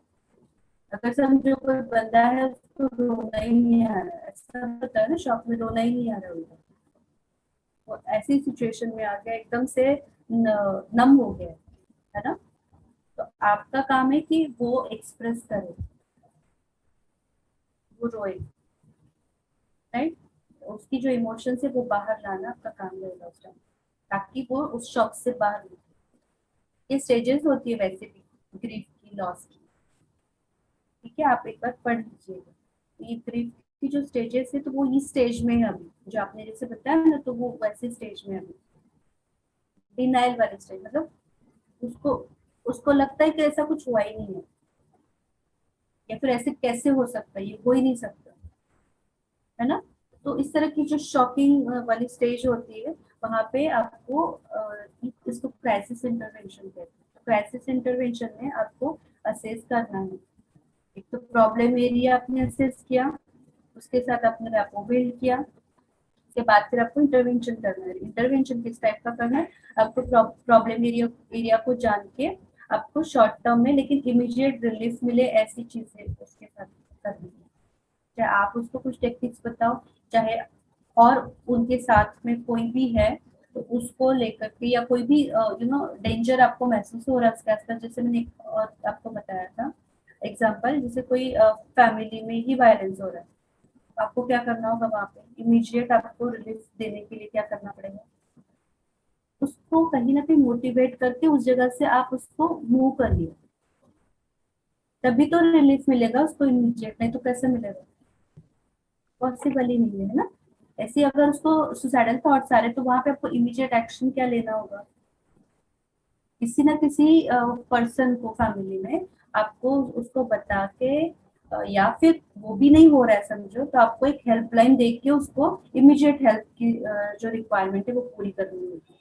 यस दीदी, कई बार हम लोग जैसे बाबा के बच्चे ज्ञान में होते हैं तो हम लोग फिर कहते हैं कि ज्ञान के बारे में बात करते हैं कि कर्मा फिलॉसफी की पहले कभी हुआ हो गया, फिर पास्ट जन्म का होगा तो इस वजह से आपका चुकतू हो गया, हल्का सूली से काटा हो गया, या इस तरह के एग्जाम्पल देना। क्या मतलब जो आप जैसे डेथ होगी तो मतलब क्या ये इस तरह से नहीं बोलना चाहिए ना, या मतलब ये प्रोफेशनल काउंसलिंग और स्पिरिचुअल काउंसलिंग में अंतर होता है कि मिक्स कर सकते हैं?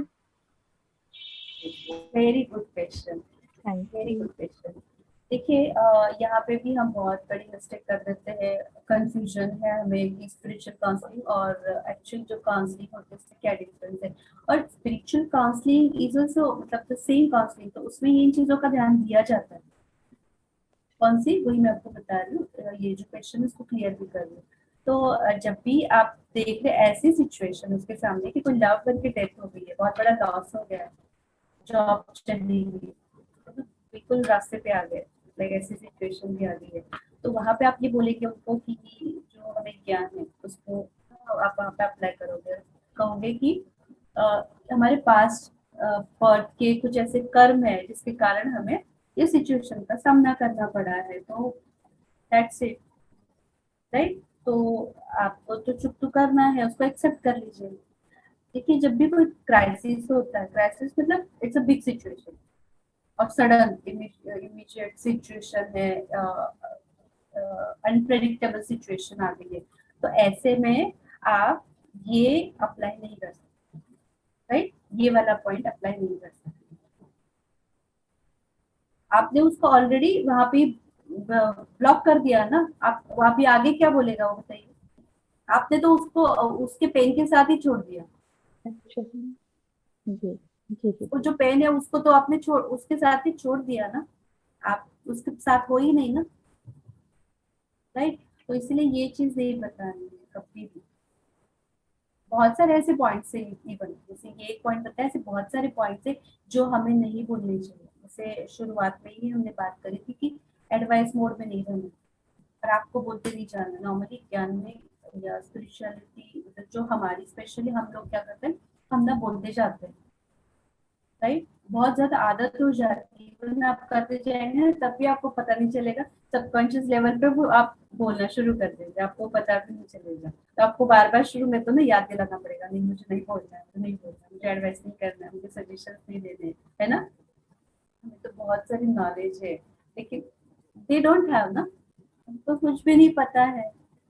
हम इतना समय, लंबे समय से प्रैक्टिस करते हुए भी हमने कितना अप्लाई कर पाया, कितना अप्लाई कर पाते हैं।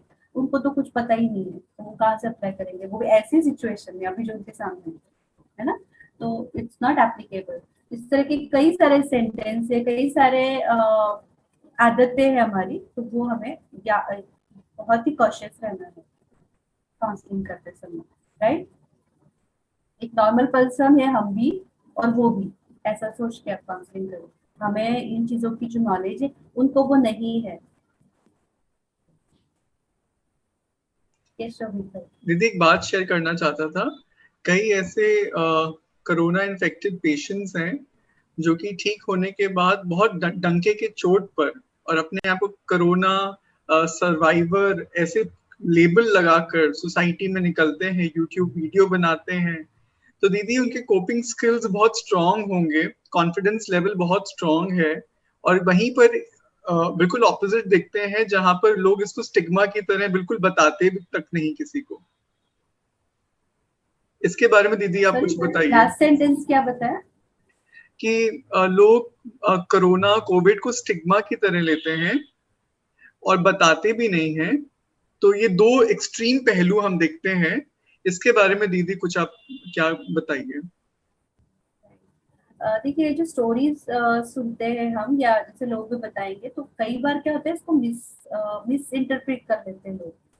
दैट मीन्स कि बहुत सिंपल सी चीज है, मतलब ये इन्फेक्शन जो है वो हम घर पे रह के भी ठीक कर सकते हैं, इसमें कोई जरूरत नहीं है डॉक्टर को दिखाने की, जस्ट आप स्टीम लेके भी ठीक हो जाएंगे। तो ये क्या होता है, दो एक्सट्रीम चीजें जो बोली ना, कि उसको बहुत ज्यादा कैजुअल लेना या बहुत ज्यादा उसको बड़ा कर देना, तो ये दोनों चीजें जो है कहीं ना कहीं हो सकता है सामने वाले को नुकसान पहुंचे, क्योंकि हर एक की इम्यूनिटी अलग है, हर एक की कुकिंग कैपेसिटी जो मेंटली हम बोलते हैं वो अलग है ना। हर एक का जो लाइफस्टाइल है वो अलग है, किसी का हेल्दी, किसी का हेल्दी नहीं है। तो उसका मतलब, या फिर किसी की कोमोर्बिड कंडीशन है, एज फैक्टर, बहुत सारे फैक्टर्स है, मतलब है ना, मल्टीपल फैक्टर्स है। तो इन चीजों को आप जब गाइड करेंगे ना, तो ये चीजें आपको बतानी होगी, हेल्थ इश्यूज को लेकर के जब आपको गाइड करना होगा, एजुकेट करना होगा, तब आपको बताना होगा कि आप इसको बहुत ज्यादा, मतलब आपको पता चल गया कि उसकी कंडीशन क्या है, मेंटली, फिजिकली, कोमोर्बिड कंडीशन है, अभी भी उसकी कितनी सीवियरिटी है प्रॉब्लम की, फिर आप उसको बताइए कि आपकी कंडीशन डिफरेंट है, और ये जो आप स्टोरी सुन रहे हैं, या इवन आप भी किसी की सर्वाइवल स्टोरी आप उसको बोल सकते हैं ना, लेकिन कब बोलेंगे, पहले उसको बाहर आने दीजिए, राइट। और उसकी सिमिलर टाइप वाली बताइएगा, और उसको आप गाइड करिएगा कि भाई इसका जो है, इसकी कंडीशन डिफरेंट है, आपकी डिफरेंट है, तो आपके लिए ये ज्यादा सही है, उसके लिए ये सही था, सेम आपके लिए नहीं एप्लीकेबल होगा। यहाँ पे आप गाइड कर सकते हैं, एजुकेट कर सकते हैं, राइट। जैसे मैंने आपको बोला ना कि आप लोगों को काउंसलिंग में गाइड नहीं कर सकते, एडवाइस नहीं कर सकते, but this is different thing. यहाँ पे आप हेल्थ का एजुकेशन दे रहे हो, तो कहाँ कहाँ पे आपको जस्ट एजुकेट करना होता है। जैसे आप प्रॉब्लम सॉल्विंग स्किल सिखा रहे, आपको बताना पड़ेगा ना, तब कुछ चीजें होती है जहाँ पे आपको एजुकेट करना होता है, यहाँ पे आप उनको बताइए, बट आपका वे जो है वो बहुत ही हम्बल होना चाहिए, है ना, बताने का। और कुछ लोग होते हैं स्टिग्मा जो बताया आपने ना, तो बिल्कुल ही नहीं बताते, तो दैट इज वो भी आप एजुकेट करिए कि स्टिग्माटाइज होने की या किसी और को भी करने की जरूरत नहीं है। जैसे हम कोई और बीमारी को लेकर के अभी कितना आप कैंसर का बता सकते हैं, बहुत सारे HIV का बता सकते हैं, हम उससे अब बाहर आ चुके हैं ना।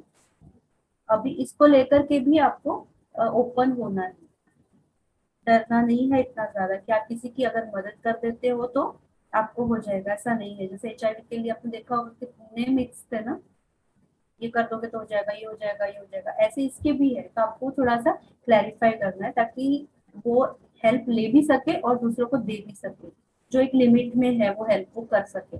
ये सुविधा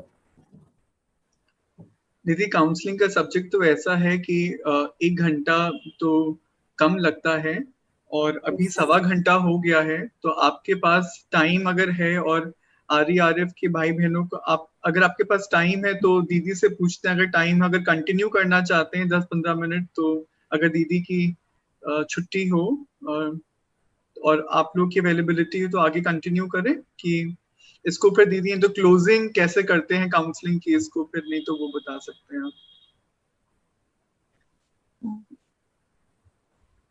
दीदी मेरा एक क्वेश्चन और था, करंट सिचुएशन में जैसे कोरोना के टाइम पे लोगों के कई बार एक्सपेक्टेशन बहुत बढ़ गई हैं और वो इस चीज को डाइजेस्ट नहीं कर पा रहे हैं कि हम बहुत क्लोज जाकर उनके नहीं हेल्प कर सकते, तो बहुत ज्यादा नेगेटिव होना कि जैसे जितना कि नहीं कुछ भी रिलेशंस हैं ये सब बेकार हैं, कुछ नहीं होना चाहिए, देखो हम तकलीफ में हैं, या कि जो घर पे कभी कोई एक क्वारंटाइन है तो वो उसकी भी इतनी ज्यादा एक्सपेक्टेशन और फैमिली मेंबर से है कि वो बहुत वायलेंट हो रहा है, उनको सोच रहा है कि, तो ऐसी सिचुएशन कैसे हैंडल करनी चाहिए?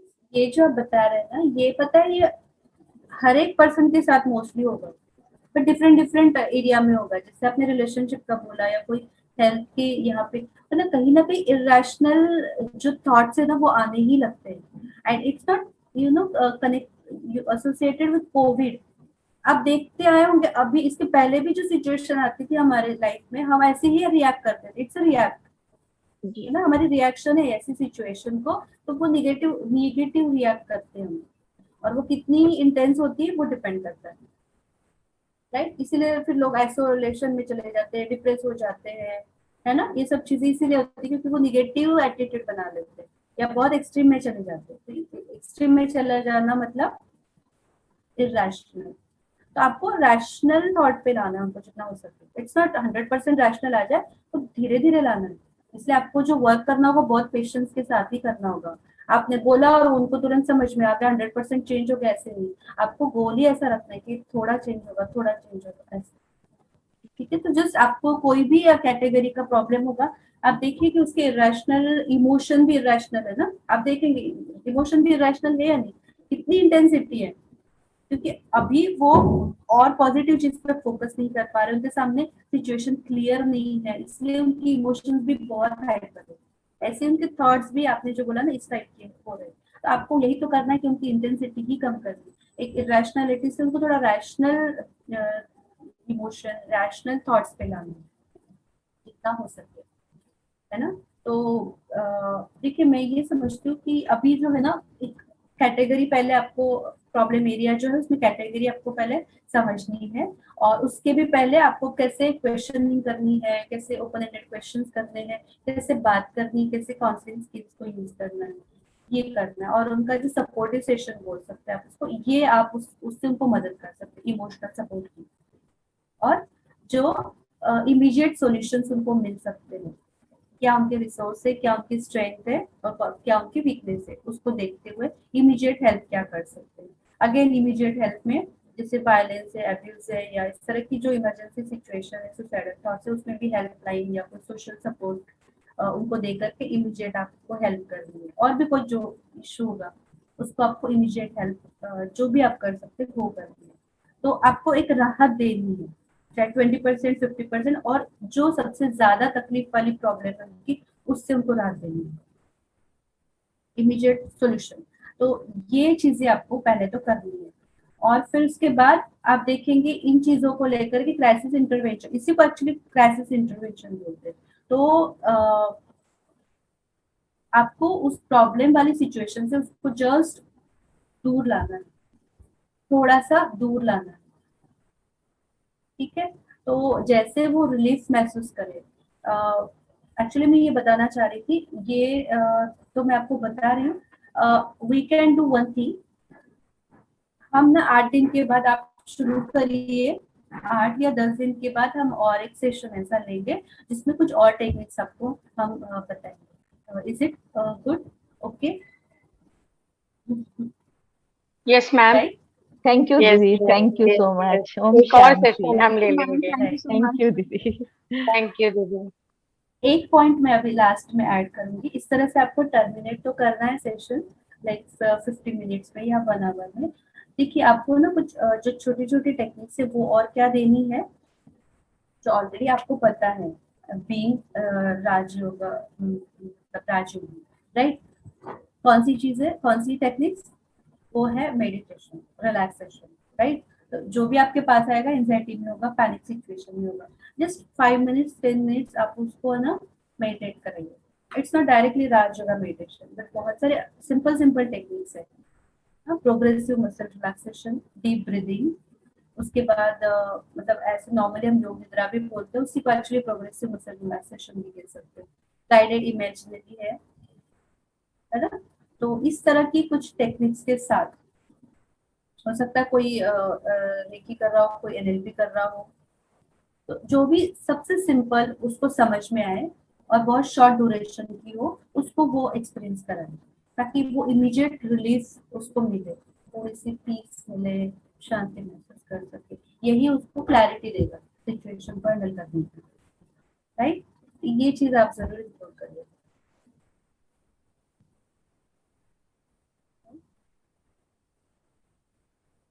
Thank you so much. It's a great session really. I enjoyed it a lot and really मतलब एक अच्छी फीलिंग आ रही थी ऐसे सिचुएशन में ना हम कुछ कर सके।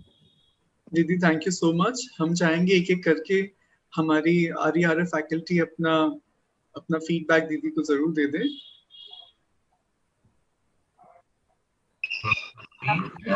और I think start. Yes yes. Thank you ma'am, आपने बहुत क्लैरिटी दी और किस तरीके से हमें डील करना है, और ऑब्जर्वेशन बेसिकली जो क्लाइंट है, जो पेशेंट है, मुझे लगता है कि उसको ऑब्जर्व करने की हमें इतनी क्षमता होनी चाहिए कि हम उसी से उसका सॉल्यूशन निकलवा पाए। तो ये बहुत ही एक रामबाण आपने दिया है, तो thank you so much. Thank you, बहुत बढ़िया।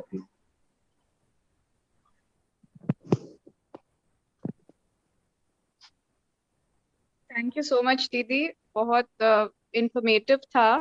कैसे गाइड करना है, कैसे सॉल्यूशंस उनसे ही निकलवाना है, कैसे चार्ट बनवा के उनके पॉजिटिव्स को उन्हीं से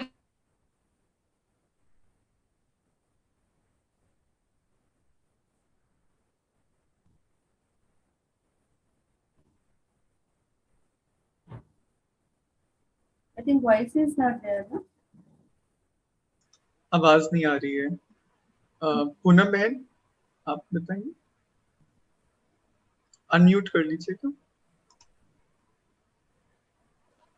दीदी मुझे बहुत ही अच्छा ये सेशन रहा, बहुत क्लैरिटी मिली। जैसे कि हम अक्सर जो मैं कई क्वेश्चंस आने पर मेरे पास ज्यादा बोलना, एक ये जो पॉइंट आपने दिया कि उनको ही बोलने का मौका दीजिए और उन्हीं से ढूंढिए उनके ही जवाब, तो ये वाला पॉइंट बहुत अच्छा है। और दूसरा कि कोई भी चीज हम चाहते हैं एकदम ठीक हो जाए, ऐसा नहीं होता, बल्कि थोड़ा जो अभी आपने लास्ट की प्रॉब्लम में बताया कि ऐसे में आप धीरे धीरे उनको रैशनल थॉट्स की तरफ लेके आइए। हम चाहें कि एकदम से चेंज हो जाएगा, ऐसा नहीं होगा।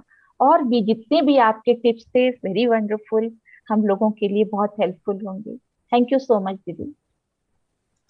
सपना बहन। थैंक यू दीदी, very interactive and informative session, and specially क्या नहीं करना पे जो फोकस है वो बहुत इम्पोर्टेंट है, क्योंकि बहुत सारी चीजों को तो हम फॉर ग्रांटेड ले लेते हैं। तो आपने वो बहुत अच्छे से एकदम क्लियर कहा कि इस पर बिल्कुल अटेंशन देना है, चाहे वो बिहेवियर है, चाहे वो लिसनिंग है, चाहे वो रेमेडियल है, तो वो बहुत इम्पोर्टेंट है। तो मुझे इससे बहुत हेल्प मिलेगी। थैंक यू सो मच, और आगे भी आपका सेशन हम चाहेंगे। Thank you. अलका बहन। थैंक यू दीदी, बहुत आपके को थैंक्स कि आपके जो इन्फॉर्मेशन हम सबसे पहले हम लोग जो है तो हम दे दें। ये मुझे बहुत टचिंग किया कि हमें देने के पहले उनको बहुत बहुत बहुत अच्छे से सुनना। थैंक यू वेरी मच दीदी। ओम शांति। बिंदु बहन। थैंक यू सो मच दीदी। बहुत अच्छा एम्पैथी का क्लियर हुआ कि कैसे हमें पेशेंस से किसी की बात सुन के फिर उसको हमको कैसे एम्पावर करना है। हमें पता ही नहीं चलता कि वो किस कैटेगरी का है। तो पहले तो हमारे माइंड में बिल्कुल क्लियर होना चाहिए। And looking forward for your next session. मैं खुद अपनी एक प्रॉब्लम आपसे शेयर करूंगी नेक्स्ट सेशन में। आज टाइम बहुत ज्यादा होते हैं। Thank you ma'am. रोहित भाई या फिर निशा बहन। थैंक्स अ लॉट दीदी, सेशन बहुत इंटरेक्टिव था। और दीदी सबसे बड़ी चीज जो मुझे लगी कि हम लोगों को पेशेंट के लेवल पे या जो सफरर है हमारे सामने उसकी लेवल तक आके हमें बात करनी है। हमें पहले ही उसको एडवाइस नहीं देने लगना है ना। तो कुछ ऐसी बारीक बारीक चीजें थी जो आपने बताई और जो शायद गलतियां हो रही थी हम लोगों से। थैंक्स अ लॉट दीदी, and I look ahead for the next session also. Gita बहन या रोहित भाई।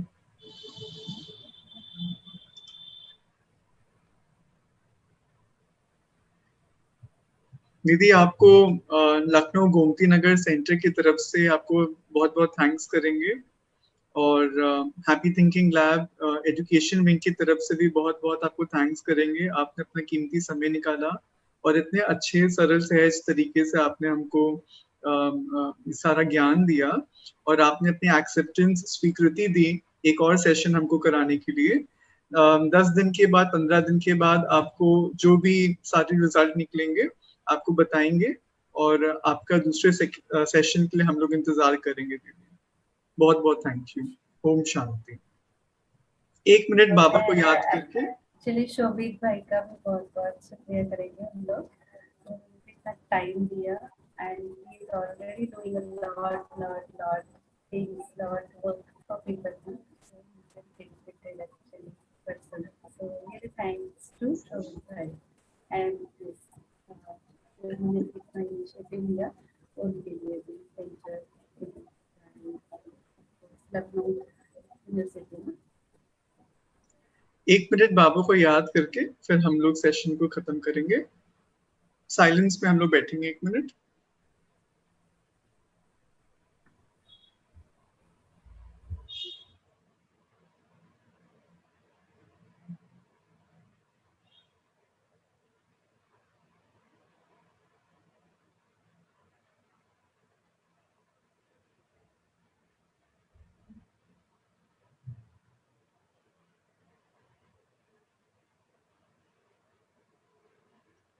ओम शांति।